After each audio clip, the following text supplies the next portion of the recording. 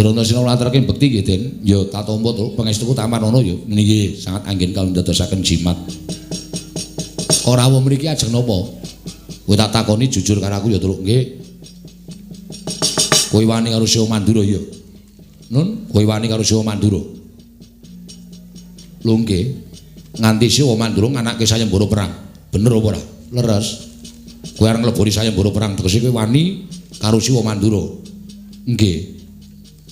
Nek ngono bener ngendikaning Siwa Mandura. Kene ulungna tanganmu tak bondo, tanganmu tak krincung sikilmu Petruk kowe abdi sing ora manut karo pernataning negara Ngamarta. Manut tak lebokke Pakunjaran. Lho, kula ajeng lebokke Pakunjaran. Yo. Ora mung kowe, ning kowe sak bagonge tak lebokke Pakunjaran. Gong, ayo. Ayo, Gong. Gong. Sik, wetengku lara Indra. Lara kenapa? Mbah iki kok mak cenut ngono. Aduh, tekan kula ngati ya, Tru. Lah terus piye? Ngaso sik, nganu tak ngaso dijak omongan ya. Ya. Tak ngaso sik engko nek mari tak sikate. Oh iya, ha pirang dina? Mung sedhela. Oh iya. Tak olesane minyak solar gampang kok solar. Duh. Bagong menapa mboten ngerti? Lara weteng. Ora weteng kok dadakan ora mangan apa-apa kok lara weteng. Enggak niki anak kula niku seneng dadakan. Nun sewu, Den. Nek sampean arep mbondo kula, monggo, kula ora apa-apa. Ning nuwun sewu. Panjenengan nampa lapurane Sinuwun Mandura, ning kudune sampean niku nek kepengin adil ya nampa pelapurane Petruk. Kedadiane kaya ngapa? Kok nganti Petruk nganti geger karo Sinuwun Mandura. Lah kedadiane piye? Sampean purun nampi, aku gelem nampa. Alhamdulillah. Ning ngoten kula tak jujur karo sampean. Kula wani Sinuwun Prabu Mandura niku mboten kok perkara kula niku wani, ning kula mbelani karo Bapak. Bapak utusan karo Petruk karo Bagong teng negara Ngamarta. Kon nyuwun ngambil pustaka Jamus Lima Sada sareng kalian Pandhawa 5. Ning saderenge kula sowan Sinuwun Ndarawati wis rawuh. Rawuh Sinuwun Ndarawati kepengin nyuwun pustaka Jamus Lima Sada kinarya tumbal wadaling praja negari Ndarawati sing ketaman Pegebluk. Bagong sing ngomong dudu kula. Pegebluk niku tibane kudu teng papan sing pancen wis ora iso dielekake dening sing gawe jagat. Niku mesti Gusti paring bebendu tumraping papan niku. Ning kok Ndarawati negara sing ditunggoni Sang Hyang Bathara Wisnu kok Taman Pegebluk niku apike diteliti dhisik. Angka 2, ya ta nek nganti Sinuwun Ndarawati niku Sinuwun Ndarawati sing saestu nek palsu. Monggo Pandhawa wis kebacut kelangan pustaka Jamus Lima Sada. Monggo Pandhawa nek kelangan pustaka Jamus Lima Sada menika Pandhawa bakal apes jurite ora duwe kekuatan. Sinuwun Mandura duka. Petruk kantong bolong karo Bagong menungsa ora tatanan dapure kaya ngono wae ngina karo Yai Prabu Ndarawati. Ngoten niku persis. Terus kula ya omong, kula ora ngina, kula niku ping Bagong niku ping jlentrehke tur dasare omongane Bagong niku bener. Petruk, bali yo. Lah kula bali kan ngopo? Kandha karo bapakmu. Bapakmu wong sekeng, bapakmu wong ora duwe, bapakmu wong melarat kon ngilo karo cengele. Semar ki kere arep bangun pura kencana ki sing nggo ragat apa? Gablek apa? Ngono kuwi persis. Terus kula muntap. Lah bapak kula niku lho, bapak kula Semar niku nek DC karo wong kula niku muntap, asli kula ora gawe-gawe. Aja kok DC karo wong, bapak kula niku mlaku jegoke kirik-kirike tak beleh.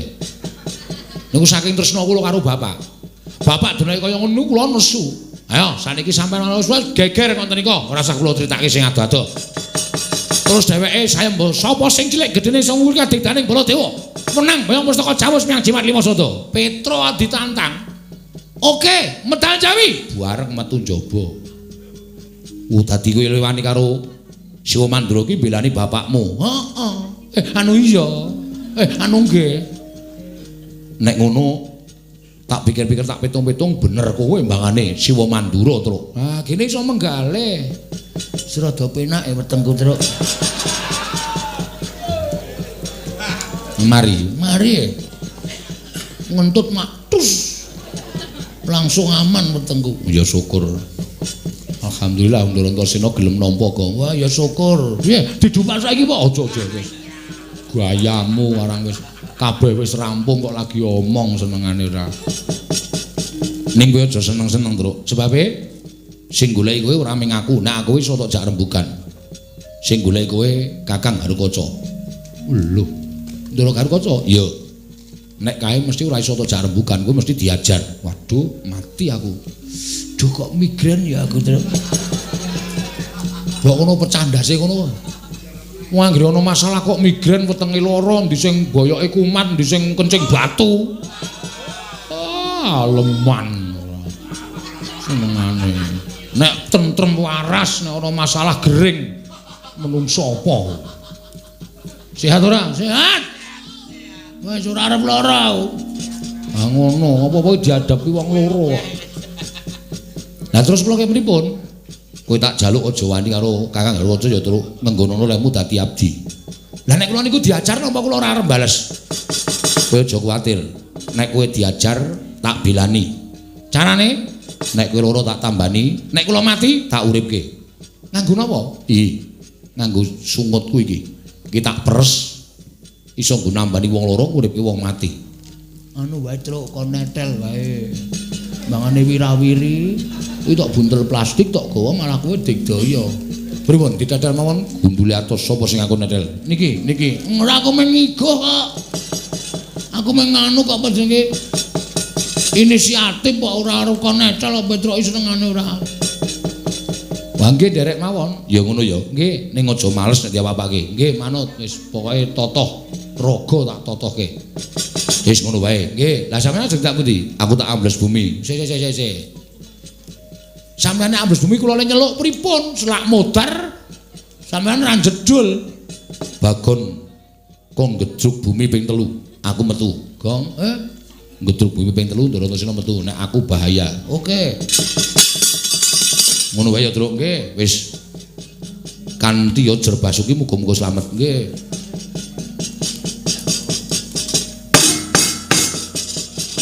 Ono apa Bagong? Anu mung jajal kok. Wedan. Engko nek ora metu terus. Ha iya. Pas digedlok ping 3 ora metu ana. Gelo. Ha iya. Ha iya ta? Kadang kala ya ora nganti ping 3 wis metu. Ha iya. Kowe. Kowe. Mane kok notoki ora. Ndara Garukaca tekan kene aja dilawan ning pokoke ade gawe cara piye Ndara Garukaca wedi karo awake dhewe. Nek dheweke ngantemi awake dhewe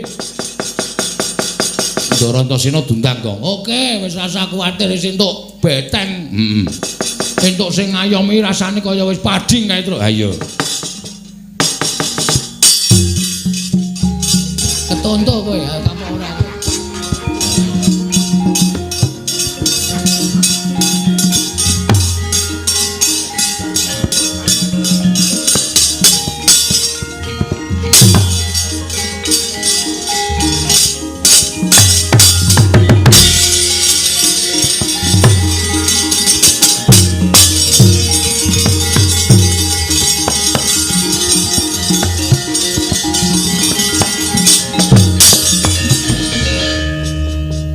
Tru. Nun. Karo Bagong. Nggih. Modar iki, Tru. Santai wae, santai. Santai piye? Iki cilakane nek sing dipotol ndase aku. Sing gedruk lemah sapa? Ayo aku no. Kowe dipotol sik. Aku arep gedruk lemah potol Ndara Garukaca. Ora ana sing gedruk lemah. Kowe kan aku almarhum. Ora sapa ditogong kuwi pikiran iki sing aman-aman wae to. Aman-aman wong aku ki ngenae penemu aman-aman. Petro. Nun. Ono Bendoro teko malah omongan karo adine. Nyun ngapunten Bagong kok sing marahi. Ngapa? Kurang marahi apa-apa. Wigatosipun napa Ndara rawuh mriki? Modol sirahmu. Menengo. Motol ora. Motol po macuk. Anten apa Den? Pedro. Nun. Kowe tak takoni jujur. Nggih. Kowe wani karo Siwa Mandura. Oh nggih. Ning lek kula wantun niku perkarane ora usah dadak matur akeh-akeh. Cetha kowe wani karo Siwa Mandura. Pedro. Aku ora sudi duwe abdi sing wani karo Bendoro. Aku ora sudi duwe abdi sing ngorek-orek marang pasuryaning Bendoro ingkang ora bakal ilang selawase urip. Kowe nyamah asmaning Prabu Mandura. padha karo kowe mirang-mirangke Gatotkaca tinimbane aku duwe abdi sing wawatekane kaya kowe. Mabana ketok pancat pundhamu tak jebol dasmu, untapke nyawamu marang kayuwanganing Bathara Yama Adipati.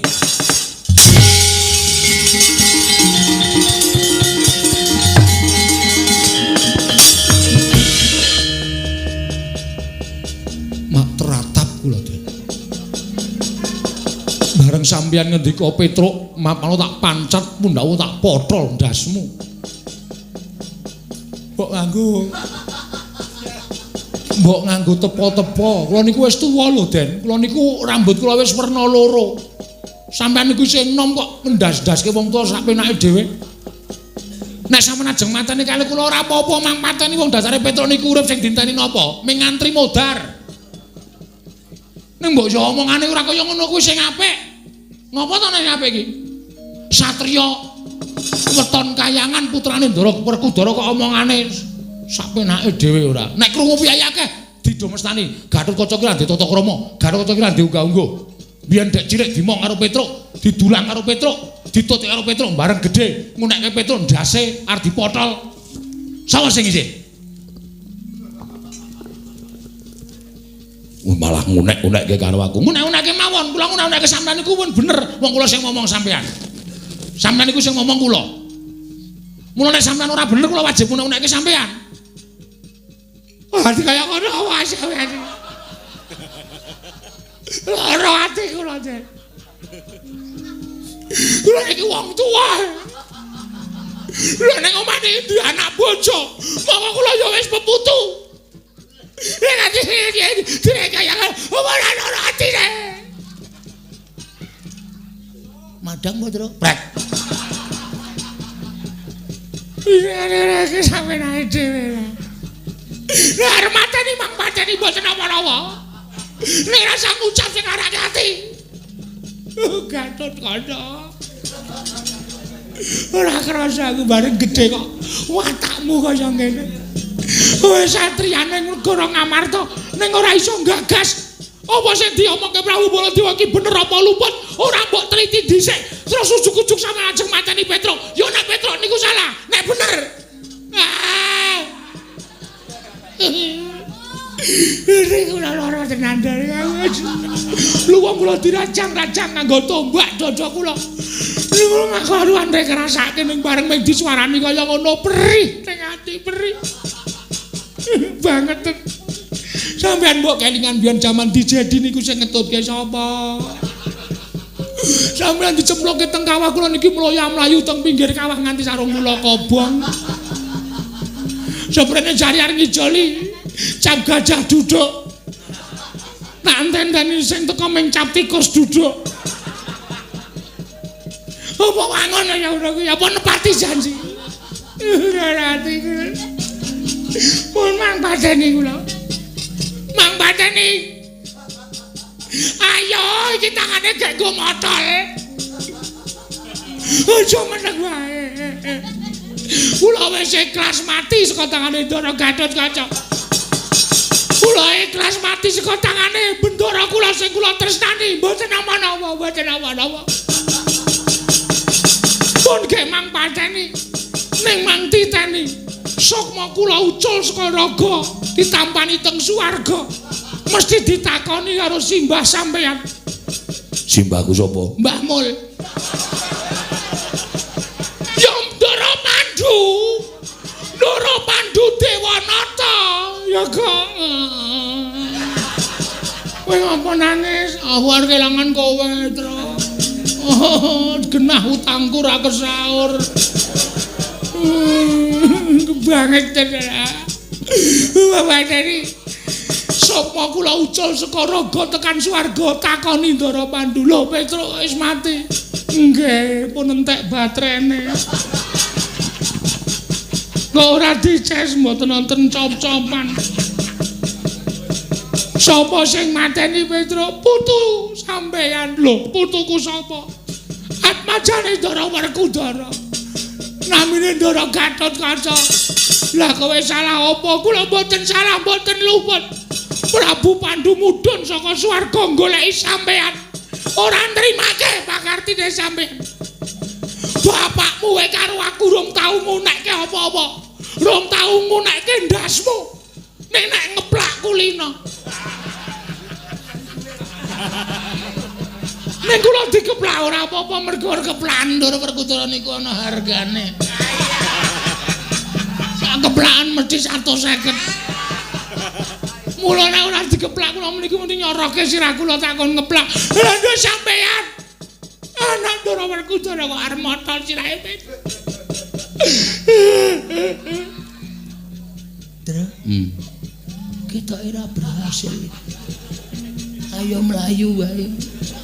Meneng wae rasa cerewet dulang sandal cangkemmu wae. Wis santai wae.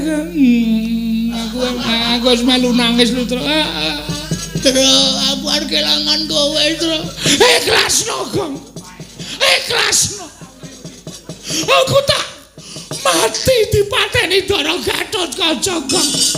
Wis kowe ora usah wedi. Ikhlasno. Aku titip bojoku. Karo titip anak-anakku sing isih cilik loro kae.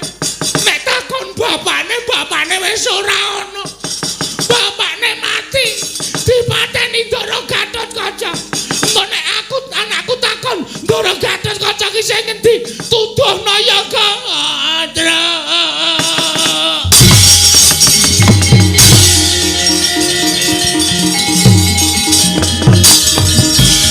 Aku mati ora dirasani. Nek nganti aku mati, anakku sesuk loro cacahe takon. Wis minggat wong e. Wis wae. Wis. Kok malah lungane kok ora aku madhep rono ya kok. Ndara Gatotkaca ki ora welas karo kowe. Welase karo anakmu. Wong mau ngomong anakku sing cilik-cilik, anakmu sing cilik sing ngendi to? Wis gedhe kabeh to? Heeh. Kamu ni anake cilik loro. Anak terpelu kok. Omah kae. Udus kowe. Mangkel aku. Aku ki mau nek muni takon anak sing ngendi? Ana Ndara Gatotkaca iso ora rung lunga lho. Ha iya. Untung kowe meneng wae. Kowe nangis bareng. Aku ya melas terus nek kowe mati. Ha iya. Wis beres pokoke. Heeh. Kari siji. Sapa? Ndara Antarja. Antarja? Heeh. Tandangi ya, Kang. Weh. Kowe wae. Aku ngopo? Aku kan meng pangombyong. Pangombyong. Aku wis ngalahke loro, sing siji kowe. Oke? Oke? Ayo, salim. Yuk. Mah. Ayo to. Meng ngalahke Ndara Antarja kok. Ndara Antarja ya ampoe. Ampu kae nek mungsuh kowe mesti kowe iki ora kurang akal. Wis ngono wae. Aku tak ngaso. Duh, ngrekoso iki. Nek Antarja teko tenan. Bagong, non, Petruk endi? Mboten nonton. Bles. Yes. Penjuto. Truk. Ya melu tengok-tengok nang kono ya. Emoh. Ya ditandangi dhewe. Kancane ya, Truk. Ora apa-apa, anggere kowe wani kok kono iki kaya aku mau lho. Aku ora ndek aji-aji apa-apa. Ora ndek kekuatan apa-apa tak waneni kok kowe iki jirih ora. Pokoke anggere tetek wani carane piye carane pokoke ditokke. Oke. Wis kono dinteni kono. Ngaso terus nang nggon sing ya ndak awake ireng. Ya. Tandangane sapa sing arep mateni karo kowe mungsuhe dajange Bagong. Ya, ajange dadaku. Iya. Tantenane nang kene ya, Tru. Heeh.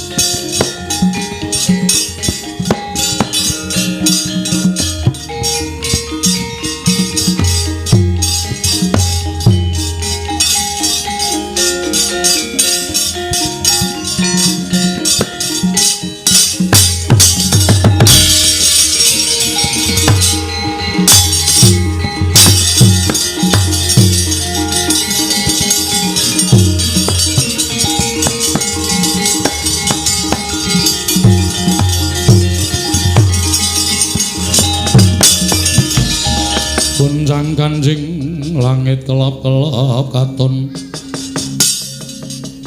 lir kincang ngrisang mawe gandrung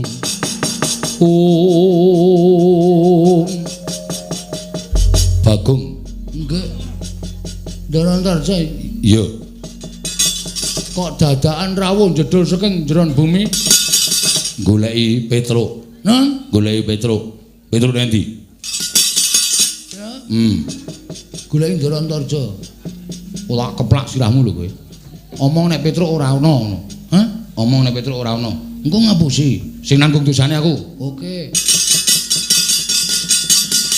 nuwun sewu Petruk mboten wonten kowe mbudheke Antarja kowe bar omongan karo Petruk aku krungu krungu goblok banget nang ngono Trang gau iki omongne kae mak ana iso alasan liyane to nika wau radio ngono wah nding sampean krungu napa kowe omongan karo Petruk kula omongan karo penyiar radio nika sanes Petruk endi Petruk pun Bali kowe ngapusi karo aku kula tak takon karo sampean goleki Petruk ajeng napa Petruk arep tak rangket gedene Petruk arep tak pidana ulungno Petruk tinimbang kowe sing tak ajar lho kok njur ngembet tekan aku iki piye iki aku arep tak ajar salah apa Jo lho kok Jo piye jenengmu sapa Antarja tundang Jo ora gelem kok ngundang Antarno ya kowe nderodo ana Antare wah edan ngomongan karo wong edan aku ya omongan karo wong waras Petruk endi Petruk ora ana domongi Petruk ora ana yen ngono kowe gandine kowe tak cekel weh lah carane sapi jagalan dhisik Antarja nek wis tok jagal aku arep tok bleh sakaremu arep tok kapak-kapake sakaremu wani karo Antarja apamu sing tak wedeni wilah dalah lagi iki Bagong kok duwe kekendelan sing kliwat lho nyepelekake kowe rumangsane pajake Bagong wis kondang kendel tak omongi saya nek utang aku kendele kliwat tanpa nganggo petungan anakane pira sing penting dapat uang dulu aku dadi kowe kok nantang Petruk kantong bolong Petruk iki kakang kowe Petruk iki masuk angin kowe tak tileki tak keroki tak blonyo minyak angin skincare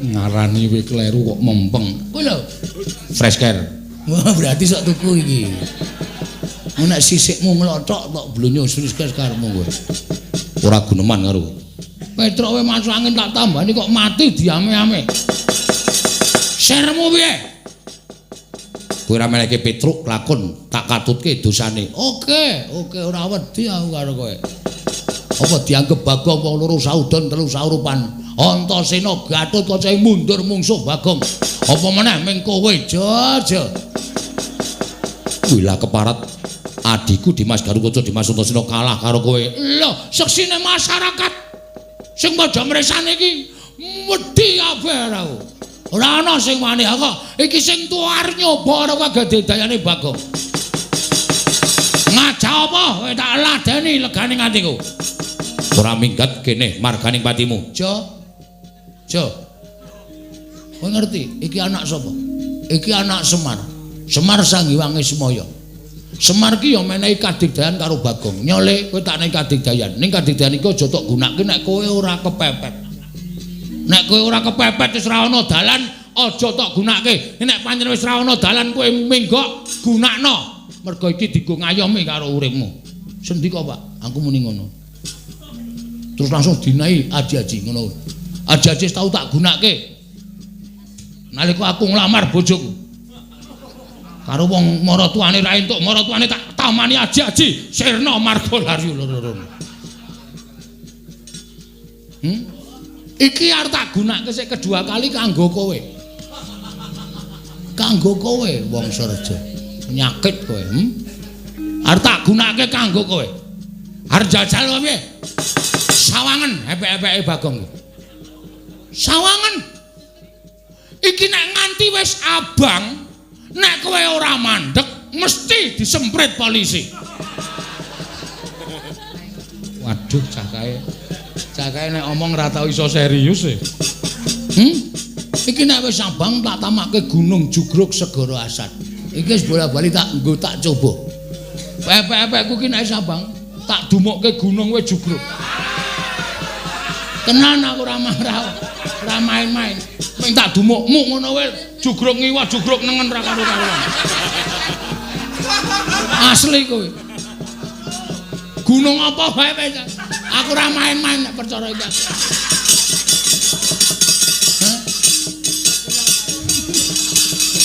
Tenan aku ora goro. Ana meng kowe pamer duwe pusaka aji-aji sing iso tamake Gunung Jugruk Segara Asad, ora mung sak gunung. Aku loro. Sak dumukan ki loro. Tenan aku ora main-main. Arep nyoba apa piye? Nyoba apa piye? Iki tak dumukke tang jajamu ora jemblong tekan geger aja tundang Bagong.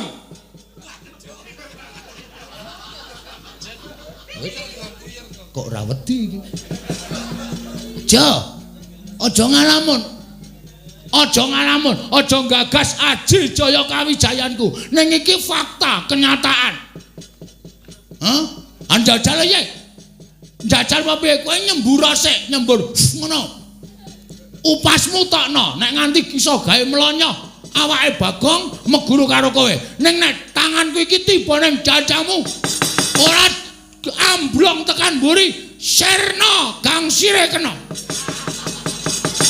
Merga layu aja dundang anak Semar sing ragil. Wela meneng wae.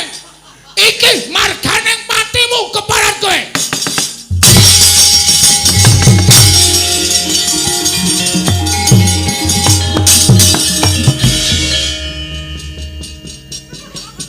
Piye, Gong? Meh ra sukses e. Aku ora sukses piye? Aku ya arek kae apus-apus kaya kowe. Heeh. Aku tau digawe aji-aji Semar. Iki tak nggo ngrayang gunung kowe Jugruk. Wah. Lenggaki kapan nih? Oh suwe kowe ora pas ra ono kowe. Kowe nglimpekke kowe kok kowe ndak meri. Aji-aji apa jenenge? Ora tak ngerti. Rahasia iki. Oh iya apa, Gong? Wah, asli aku ora goroh. Tenan. Wis ditautuk jajal. Wis bola-balik. Ora ana mungsuhe wae tak nggo ngrayang tetepan asman. Cah nekat kok aku. Terus tak iki nek nganti wernane abang tak dumukke dadamu jeblong tekan geger. Wah, elok. Terus Ndorong-Torjo mlayu. Ngeleng ki apa, Tru? Bolongan cilik kok sedeng gede ya, Tru? Ah iya, Mbok. Ngomong pasak gangsir lho. Elastis wae ya ora ngerti aku. Ora ngerti nek perkara kuwi ora ngerti. Tak uyuane apa Tru men met Aja. engko nek glageben kaya jangkrik kae Rasa duwe ora. Kuwi senengane wit Gong. Kae kok ana sing joget-joget kae sapa kae? Endi e? Hae. Patih Mandura kae. Sapa? Udawa.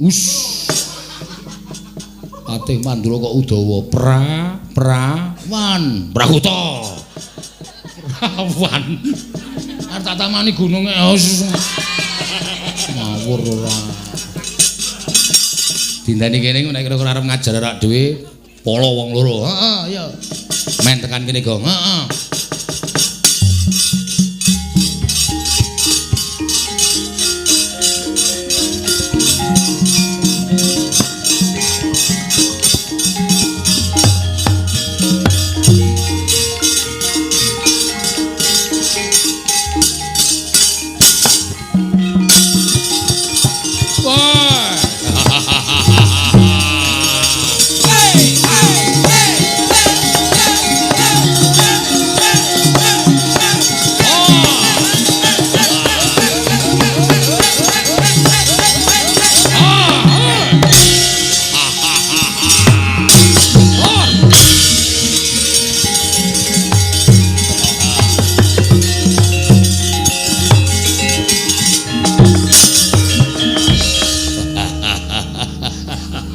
Oh. Weh, adalah lagi iki aku entuk dawuh saka Kanjeng Koko sinuwun Prabu ing Mandura kon nyekel wong kentir-kentir. Wiwit nampa dawuh wae ora iso ngampen guyu bareng weluh rupane Petruk karo Bagong. Oh. Waduh, watos wetengku malah. Petruk nggih.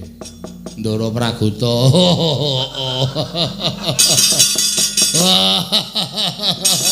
Wae Bagong ngecewe. Wong kok pate kok senengane guyu lho.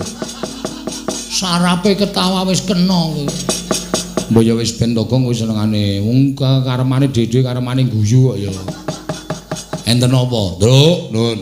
Aku didhawuhi dening Sunan Prabu Mandura. Kenapa? Nyekel kowe. Lah kula salah napa? Ora asal takon salah cekel engkuk-engkuk. Wak dengkek cengelmu. Modar. Oh, mbok nggih, nek iso. Nek ora iso nyekel Petruk, kosok baline lho. Sampeyan sing kula engkuk-engkuk karo Bagong. Heeh. Ris-risan telo. Lho. Ngopo kowe? Manuke engkuk-engkukan ngono kae. Ora, wis ana manuke engkuk-engkukan. Mang Copi, wani ora sing tak wedeni apamu?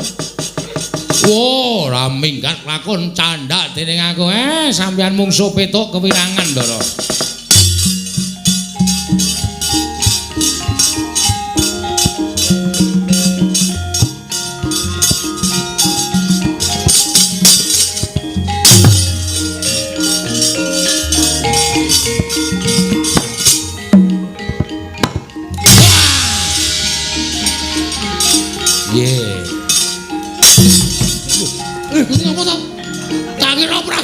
Praguta jengkol ngono.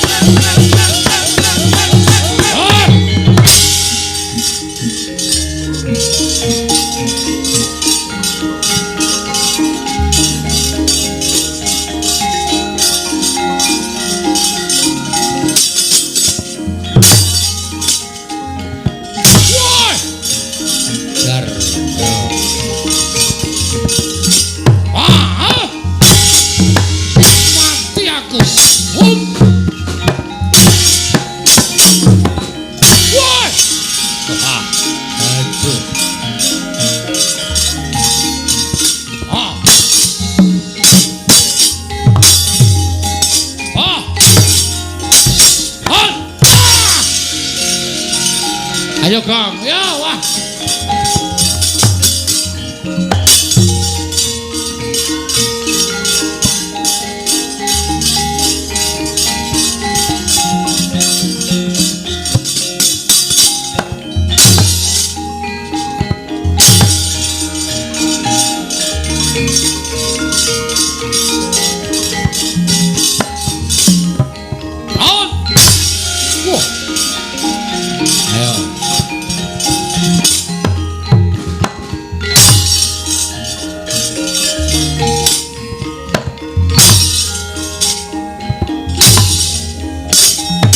What?